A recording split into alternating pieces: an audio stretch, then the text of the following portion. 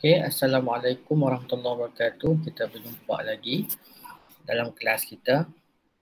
Jadi Bismillahirrahmanirrahim. Kita mulakan bab yang seterusnya, iaitu bab 7 mengenai udara.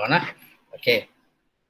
So dalam subtopik yang kita akan belajar dalam bab ini, mula-mula sekali kita akan belajar yang pertama, iaitu komposisi udara.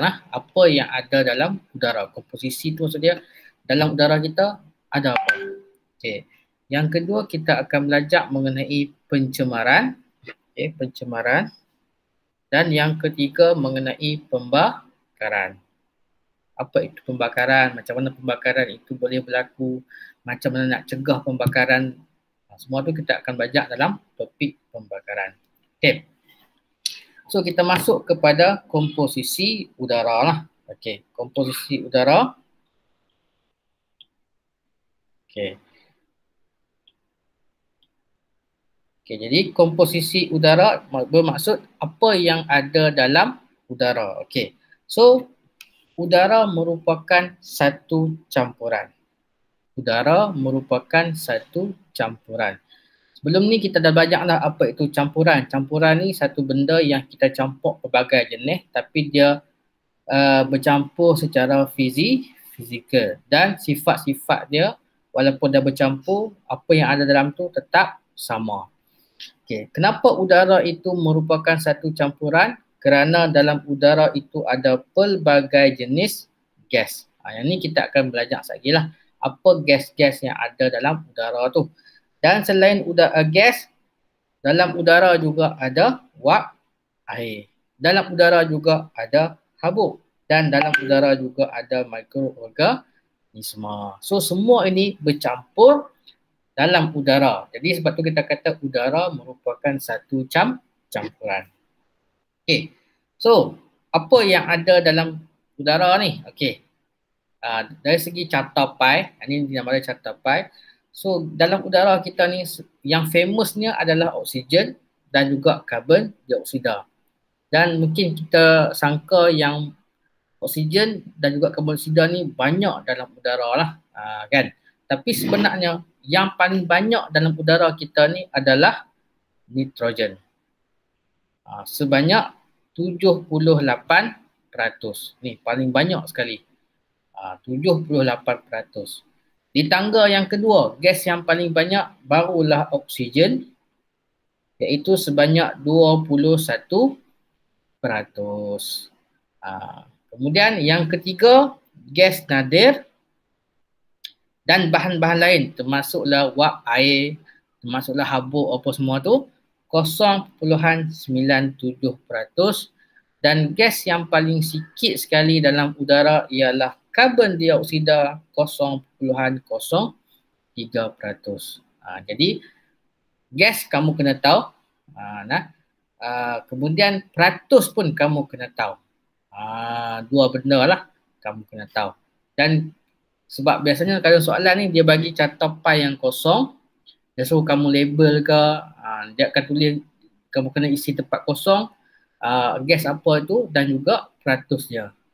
So kamu kena tahu lah, nitrogen 78%, oksigen 21%, gas nadir dan bahan lain 0.97%, karbon dioksida 0.03%. Okay. So, seterusnya, kenapa kita kata udara adalah satu campuran? Okay. Pertama sekali, komponen-komponen yang ada dalam udara itu tidak berpadu secara kimia.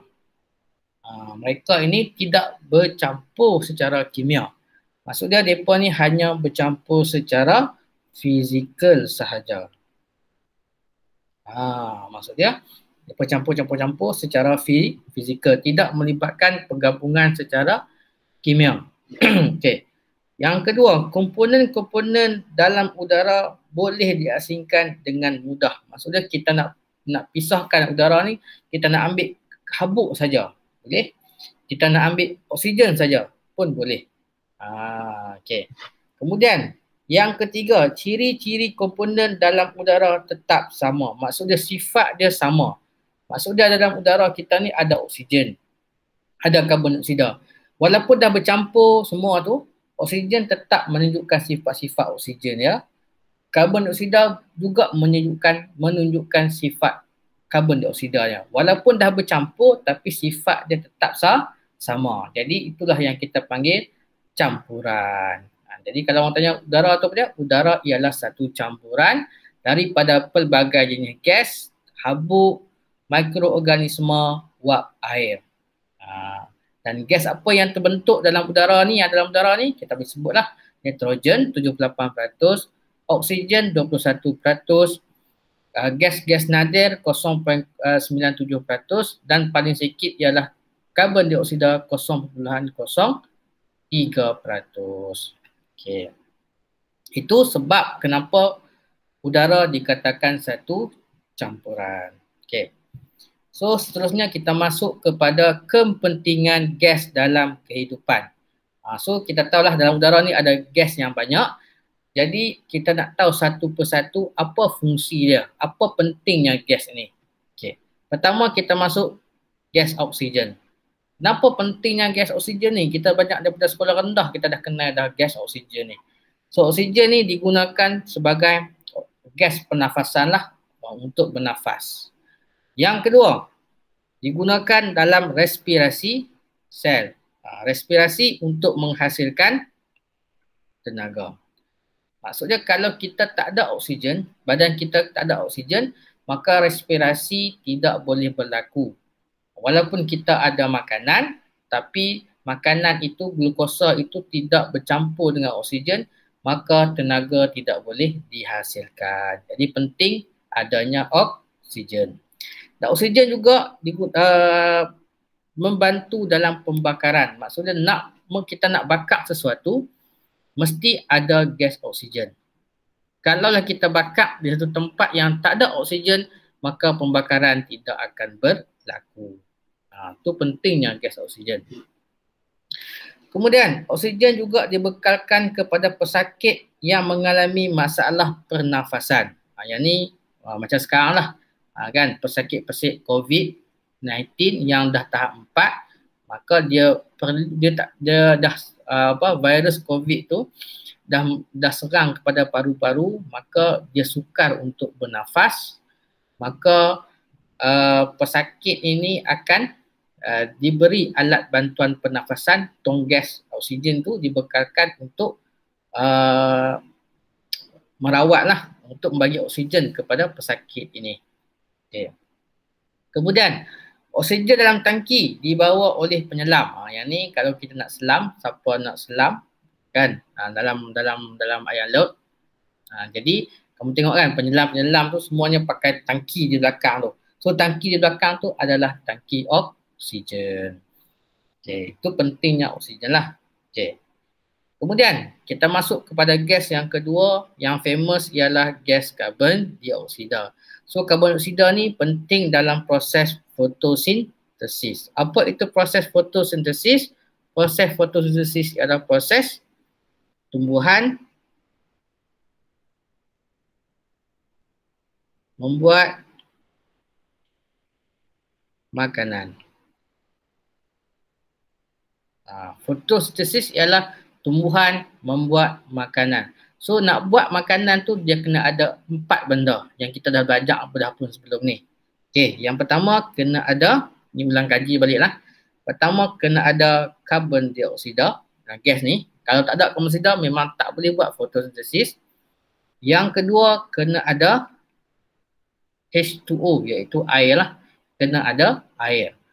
Yang ketiga kena ada cahaya matahari. Dan yang keempat kena ada klorofil. Klorofil ni memang dah ada dalam daun.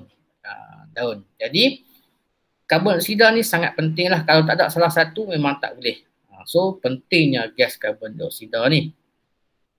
Kemudian gas karbon dioksida juga digunakan dalam industri pembuatan minuman bergas. Contohnya kita minum air Coke, air asasi kan. So dalam tu ada gas. Gas tu ialah gas karbon dioksida.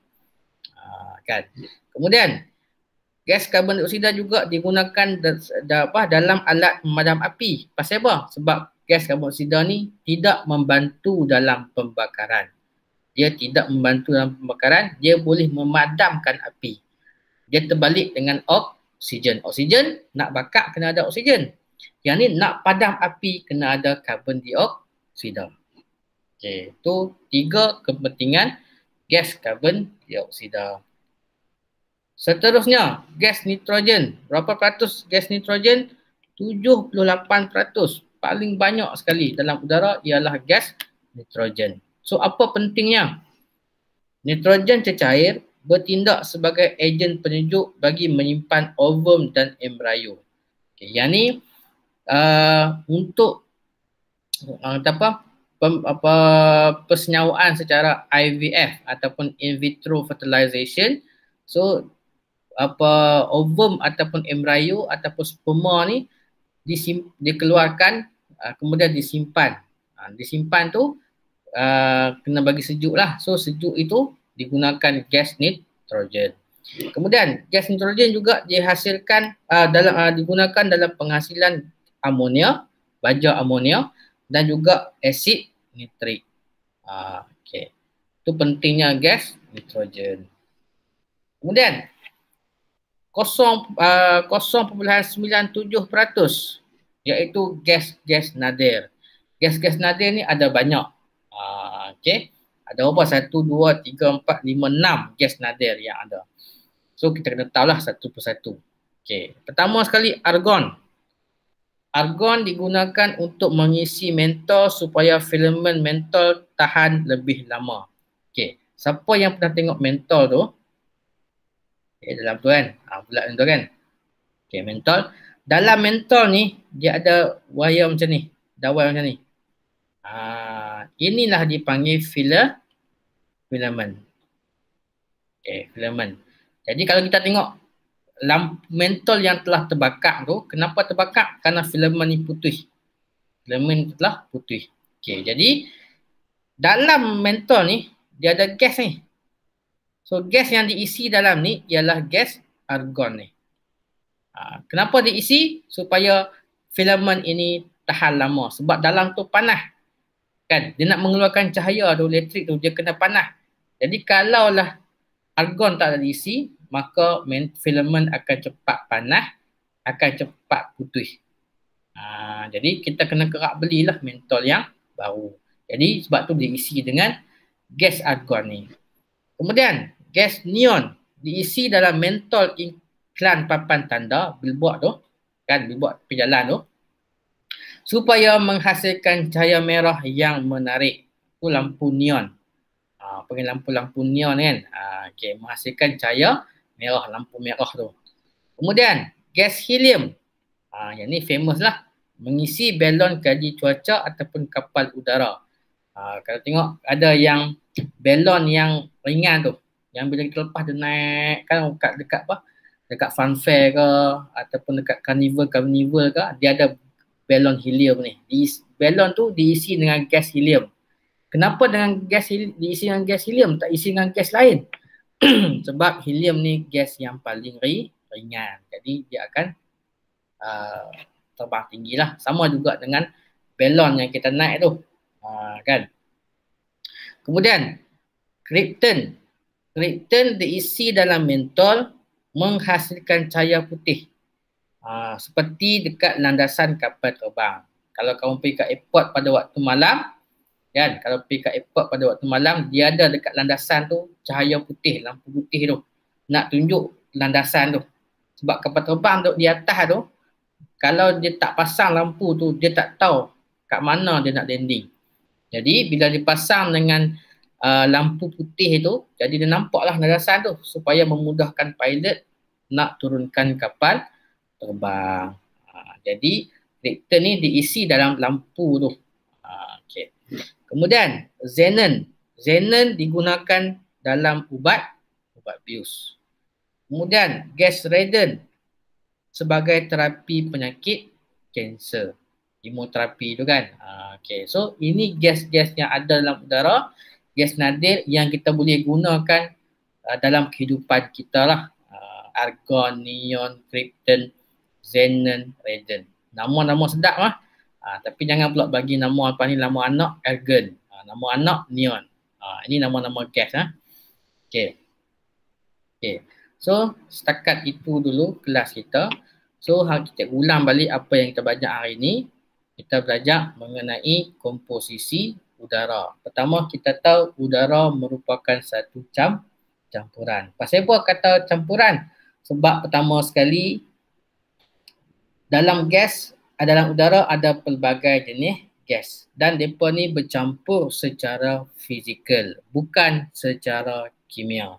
Bukti dia, walaupun dah bercampur dalam udara, sifat-sifat gas ini tetap sama. Sebab tu kita kata udara merupakan satu campuran. Kemudian, apa yang ada dalam udara? Okey, dia ada gas. Gas apa? Pertama, paling banyak gas nitrogen. Gas nitrogen berapa banyak? 78%. Yang kedua, oksigen 21%. Kemudian gas nadir 0.97%. Dan paling sikit ialah gas karbon dioksida 0.03%. Okay, kemudian barulah kita masuk fungsi-fungsi setiap gas lah. Oksigen ada fungsi dia, karbon dioksida, nitrogen dan juga gas-gas nadir ni. Setakat itu dulu kita tamatkan kelas kita. Assalamualaikum warahmatullahi wabarakatuh.